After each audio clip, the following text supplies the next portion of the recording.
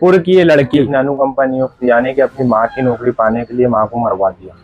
दरअसल दोस्तों, इस केस को उजागर होने के करीब 48 घंटे के बाद ये एंगल सामने आया है कि आयुषी के मामा राकेश शर्मा ने ये कहा है कि 1 साल पहले जब विजय शर्मा की मौत हुई थी उसके अंदर उन्होंने आयुषी का नाम इन्वॉल्व किया है। दरअसल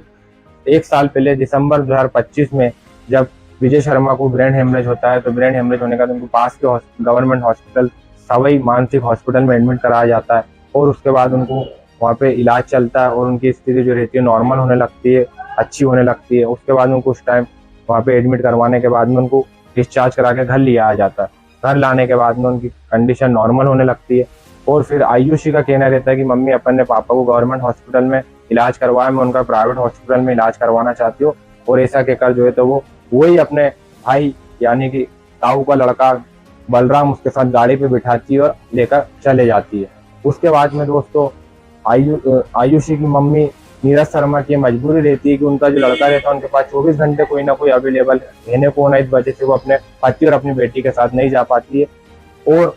फिर आयुषी जब आती है तो उससे पूछते क्या हुआ, तो बोलती है मम्मी मैंने बढ़िया एडमिट करा दूं, अच्छा हॉस्पिटल है, कोई चिंता करने की बात नहीं है और इलाज चल रहा है उनका और वहाँ पे फोन वोन अलाउ नहीं, इसलिए आपकी बात नहीं हो सकती। उसके बाद करीब 3 महीने बीत जाते और 3 महीने के बाद जब नीरज शर्मा रहती है तो उनको वो बोलती है कि मेरी 3 महीने से मेरे पति से बात भी नहीं हुई और ना मैंने उनको देखा हूँ। तो वो बोलती है किसी को अपने बच्चे के पास छोड़ती है और आयुषी से फिर पूछ के बता कौन से हॉस्पिटल में तूने एडमिट कराया। तो आयुषी जो रहती है वो बताती है कि दिल्ली हाईवे पर एक हॉस्पिटल है, मैंने वहाँ पर उनको एडमिट करा दिया। उसके बाद वो अपने भाई राकेश शर्मा को बुलाती है और उनके साथ जो है तो साथ में हॉस्पिटल चले जाती है। फिर वहाँ जाके पूछती है कि मेरे पति विजय शर्मा को यहाँ पर एडमिट कराया था, उनका क्या हुआ और कैसी उनकी कंडीशन है, क्या हालात है, वो सब उनसे पूछती है। और पूछने के बाद में जो है तो हॉस्पिटल वाले जवाब देते हैं कि हाँ आपके लड़की ने इनको यहाँ पे लेकर के आया था और उनको एडमिट कराया था और उनके दोनों फेफड़ों में पानी भरा चुका है और उनके जो ऑर्गन थे 90% काम करना बंद कर चुके। जैसे ये बात नीरज शर्मा और राकेश शर्मा सुनते हैं तो उन दोनों के पैरों तले जमीन खिसक जाती है और वो बोलते हैं कि हमने इनको जब सवाई हॉस्पिटल में एडमिट कराया तो उनकी कंडीशन तो बढ़िया हो गई थी और ये लड़की ने यहाँ एडमिट कराया तो ये क्या सुनने को मिला। उसके बाद 21 अप्रैल 2025 को डॉक्टर हाथ खड़े कर देते हैं और उनका